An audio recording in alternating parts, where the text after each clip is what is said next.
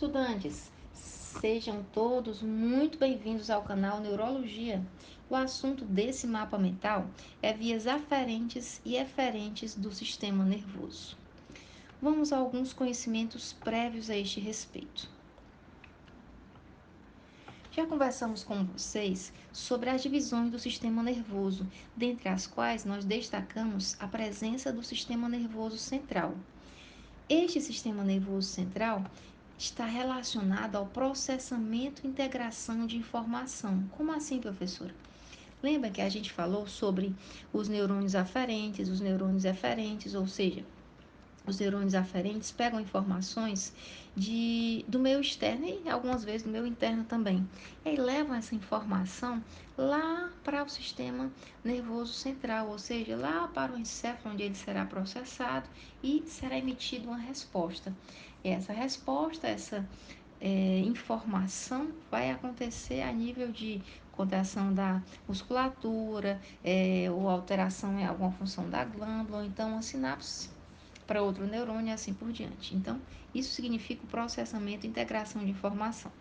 Esse sistema nervoso tem o encéfalo, tem a medula espinhal. Lembramos que temos no encéfalo o cérebro, o cerebelo e o tronco encefálico. Lembramos que o cérebro está dividido em telencéfalo e diencéfalo, nós já falamos sobre isso. Temos também o cerebelo e temos também o tronco encefálico. O tronco encefálico subdividido em mesencéfalo, ponte e bulbo. Pois bem, o sistema nervoso central é formado por este e pela medula espinhal. O que é interessante a gente falar aqui, que a gente ainda não falou sobre a medula espinhal, é que esta aqui, ó, é o H. Este H aqui é responsável pela parte cinzenta. E essa aqui, que é o cinzazinho mais claro, é a parte branca. Vocês lembram que nós falamos algumas coisas a respeito de córtex cerebral? No cérebro, o córtex cerebral, ou seja, essa partezinha cinzenta, está localizado aqui na superfície. E a parte branca é nessa parte interna. E a gente também falou para vocês, quando nós falamos em axônio, falamos da bainha de mielina, nós conversamos a esse respeito sobre a bainha de mielina ser branca. Por quê? Porque era formada por gordura. E gordura é branco. Por isso, nessa parte branca nós temos o axônio. E na parte cinzenta nós temos os corpos neurônio. Professora, quer dizer que o contrário não pode acontecer? Claro que acontece, só que aqui nós temos predominância de axônio e aqui na cinzenta predominância de corpos de neurônios. Aproveitando essa figura também aqui na medula, a gente pode ver que ó, esse Vzinho aqui, essa abertura aqui, é mais fechadinha e essa aqui ó, é mais abertinha. Em algumas provas de concurso, eles às vezes invertem essa figurinha, botam essa partezinha mais para cima, para que você se confunda com a informação que está sendo dada pela figura. Sempre que você vê uma figura ou vê um gráfico assim numa questão, você já fica nervoso. Mas com essa você não vai ficar não, sabe por quê? Vou te ensinar um segredo aqui, ó. Quando está mais abertinho aqui, essa é a fissura mediana anterior ou ventral. Essa parte aqui é a parte motora. E essa partezinha mais fechadinha aqui, ó, coluna posterior, que é o sulco mediano posterior, a parte posterior está relacionada com a questão sensitiva. Vamos ver como funciona de fato, ó. Partezinha sensitiva, o que que eu tenho aqui, ó? Neurônio sensitivo. Lembram que o corpozinho dele aqui, ó, tá mais para fora. Isso aqui a gente, lembra que a gente falou que ia falar sobre nervos, gânglios, terminações nervosas da medula em outra circunstância? Pois bem, é aqui. Olha só, aqui é o gânglio da raiz posterior. E olha, eu tenho aqui, nele eu tenho o corpo do neurônio sensitivo. E a gente também tinha dito lá que era um neurônio do tipo pseudonipolar. Olha só a figurinha como é que ele ficou. Você acha que tem só um prolongamento, mas não é. É porque o corpo está localizado desse jeitinho. Então, o gânglio da raiz sensitiva, corpo do neurônio, tudo isso azulzinho sensitivo. E aí aqui, ó, a gente disse que é a ventral, que é a mais abertinha, a parte motora. Comprova, ó. Lá embaixo tem aquele neurônio de associação, ou se dependendo da circunstância não tem. Fato é que este é a raiz anterior ou ventral, é o neurônio motor, ele leva a resposta. Se aqui houver um neurônio de associação, esse neurônio de associação está nessa zona central, canal da medula central, ele está aqui, ó. E aí ele liga aqui esses dois e ao mesmo tempo pode emitir informações a nível superior. Por exemplo, quando eu falei para vocês que depois que você faz o reflexo, por exemplo, o patelar, aí depois você diz, eu estirei o joelho. Então, o neurônio de associação levaria fração de segundos depois essa informação via central. Então, se fosse só o reflexo, não seria conscientizado. Posteriormente, você sabe que fez aquela atitude porque é uma questão de reflexo sobrevivência. Mais importante é mostrar para vocês que, diferentemente do cérebro, a parte cinzenta é interna e a parte branca é externa. O córtex cerebral cinzenta fora e branca dentro. Branca é axônio, cinzenta é mais corpos de neurônios.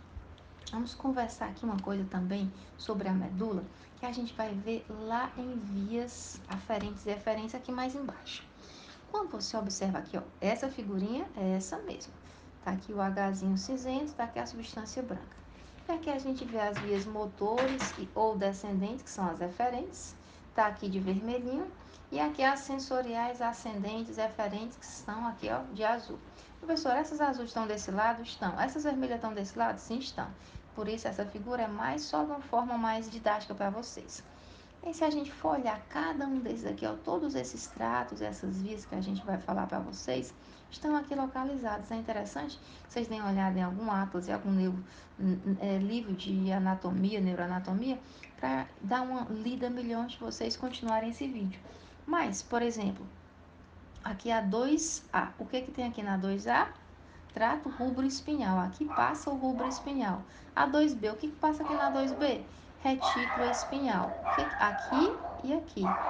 O que passa aqui na 2D, por exemplo? Trato alívio espinhal e assim por diante. Vamos ver aqui no 4B. O que é o 4B?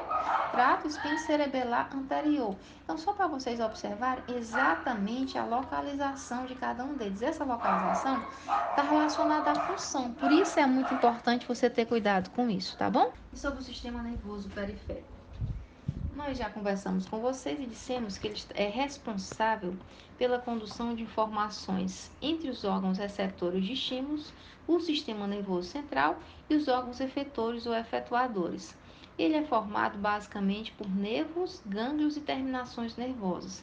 Conversamos também que nele temos os nervos cranianos, que são 12 pares, que nós já citamos outrora, e espinhais, 31 pares, também já citados. Nós temos os gânglios, que nós acabamos de mostrar na figurinha acima, um exemplo do gânglio da raiz nervosa dorsal. Temos as terminações nervosas, que são aqueles finaizinhos das sinapses lá nos dendritos, corpos celulares, axônio, tem aqueles botões terminais, são as terminações nervosas para terem as sinapses. Sobre os lobos cerebrais, que também são importantes, são informações pregressas bastante importantes. Os lobos cerebrais, nós já vimos de onde eles vieram e vimos também que eles são subdivididos, ó, em frontal. O frontal é responsável pelo pensamento e pelas emoções. O parietal, que é responsável pela recepção e pensamento das informações sensoriais do organismo, ou seja, ele responde por esse processamento dessas informações. O lobo occipital, basicamente, é a visão, e o temporal, a audição. Então, esses 2, 3, 4 lobos cerebrais têm funções específicas. E qual a importância disso?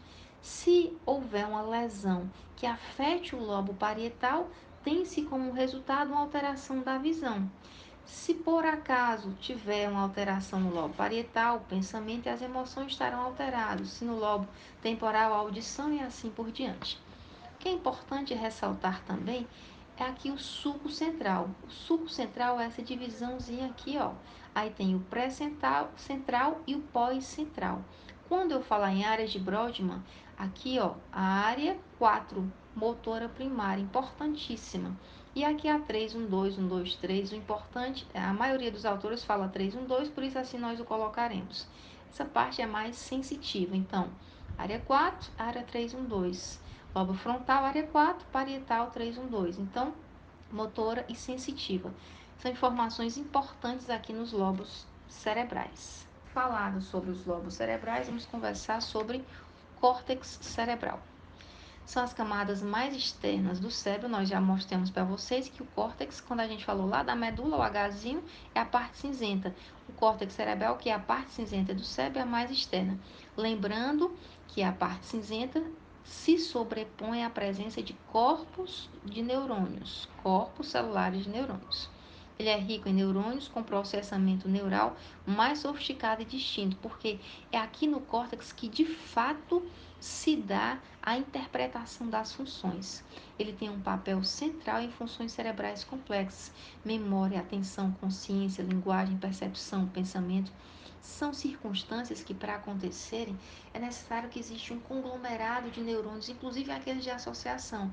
Lembra quando eu falei sobre a questão de aprender a dirigir, que tem lá o neurônio de associação, que já vai guardando memória, e aí a resposta é mais imediata, ou seja, existe uma série de transmissões bastante intrincadas que terminam nessa formação dessas informações que vão resultar em memória, ou então para que se faça para que tenha atenção, às vezes, a duas atividades diferentes, e assim por diante. São circunstâncias mais complexas, e tudo que é mais complexo está relacionado aqui ao córtex cerebral.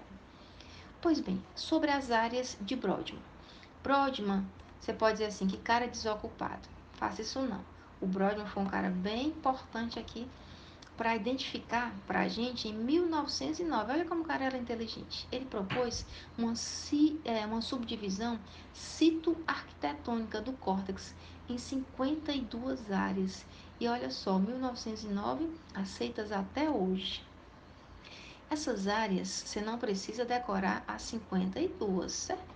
Mas você vai dar uma olhadinha aqui nessa figura que é bem interessante. A gente coloca aqui a cor com um número para você observar. E aí o que ela faz, a função dela. Por exemplo, aqui na área 1 é a área visual. Essa área visual aqui está no córtex occipital. Aí você, córtex occipital, aí você lembra que ela está relacionada com o que nós falamos sobre a visão. Então, se houver uma alteração aí, está relacionada com a visão, assim por diante. Ó, área 13, área 12, área 9, assim por diante. Então, você observa que cada área dessa que foi subdividida por Brodmann tem uma relação importante com a sua função, com a sua localização. Portanto, se por acaso alguma das vias que nós estudarmos entrar por uma dessas áreas, vai acabar tendo uma alteração específica com essa função relacionada. Pois bem, em cima a gente falou sobre a área motora primária, que eu mostrei para vocês lá naquela figurinha lá dos lobos. A área motora primária é a parte posterior do giro pré-central, lembra? Está lá no lobo frontal. É a área 4 de Brodmann. É importante lá quando falarmos em vias aferentes. Ela origina a maior parte das fibras dos tratos córtico-espinhais e córtico-nucleares, responsável pela motricidade. Então, a área motora primária, motora, motricidade, é a mais importante. Quando falarmos em área somestésica, ela é logicamente somestésica, está relacionada com a sensibilidade. E aí nós temos algumas áreas outras importantes aqui que tem que ser colocadas para a gente, como por exemplo, área visual. É a área 17, está no lobo occipital. Área auditiva, área 42, está lá no giro temporal superior. Área gustativa é a área 43, está no giro pós-central no lobo parietal. E a área olfatória, áreas 28, 34, 35 e 38 estão no giro temporal superior. Todas essas circunstâncias aqui você vai ver, dá uma olhadinha aqui na figura do Brodmann e vai localizar especificamente para que você tenha uma noção da importância da interferência isso aqui quando se tiver uma lesão. Porque agora nós estamos dando a parte fisiológica, mas depois a gente vai para algumas patologias. E aí, vamos lá para as questõezinhas para a gente ficar afiado. Questão 1. Lesões na área 5 e 7 do córtex parietal ocasionam dificuldade. O que, é que você acha que a área 5 e 7 está responsável? Você volta aqui na figurinha, ó, e aí vai olhar as áreas 5 e 7. Área 5 e área 7. Já matou a resposta? Ó, no aprendizado de habilidades que envolvem informações relativas à posição do corpo e do espaço. É exatamente o que as áreas 5 e 7 estão relacionadas. A área de associação, portanto, quando é área de associação, você tem essa habilidade que eu falei para você, o aprendizado, é a memória que vai ficando. Então, essa área de associação está relacionada justamente com aquela memorização. Por isso, questão 1, opção A. Em coordenação de agonistas e antagonistas, ou seja, de sinergia, o primeiro de sinergia não é coordenar, é justamente a alteração dessa coordenação. Em planejar a estratégia do movimento, movimento é a área 4, lembra? Na realização de movimentos rápidos e alternados, desviado, cinesia, desviado, que é alteração nessa realização, também estaria errado. Portanto, questão 1, opção correta, item A. Nós falamos sobre o Brodmann, agora vamos falar sobre outro cara, o Penfield. Penfield elaborou o homúnculo de Penfield, que é essa figura aqui que alguns acham engraçada, outros acham esquisita, mas eu vou mostrar para vocês um pouquinho sobre ela. Estão vendo aqui, ó, os hemisférios cerebrais, a área somestésica, a área motora, e aqui as divisões, está em inglês, mas dá para vocês terem uma ideia, mostrando qual o local, aqui ó, o córtex cerebral, mostrando especificamente o local que estão responsáveis cada uma dessas áreas. Por exemplo, olha só o pé, tá aqui o tamanho do pé, tá aqui o tamanho da área que é responsável. A mão, olha o tamanho da responsável, a mão, aqui o braço, aqui o joelho e assim por diante. Os dedos, né? E aí, ó, olha o tamanho aqui, você tá vendo aqui a língua, a cor dela, ó, e o tamanhozinho dela. Você pergunta, professora, por que que o Penfield fez uma figura com cara desse jeitão aqui? Você observa, nas mãos, nos pés e na língua, nós temos movimentos muito complexos. Por exemplo, o ser humano é o único que faz a oponência aqui do polegar, que outros seres vivos não fazem. Então, são movimentos complexos. A língua, a articulação da palavra, a interpretação, tudo isso está relacionado a uma motricidade muito complexa, muito específica. Coisa que, por exemplo, ó, a perna não faz tanta coisa assim. O braço, né, faz flexão, extensão e assim por diante. Então, isso aqui faz com que você tenha áreas, ó, bem maiores para poder serem representados. É preciso mais coisa para interpretar melhor a função e, por consequência, desenvolver o que isso necessita. Daí a importância de se observar essa relação de função e atividade e tamanho de área cerebral para corresponder a essa circunstância.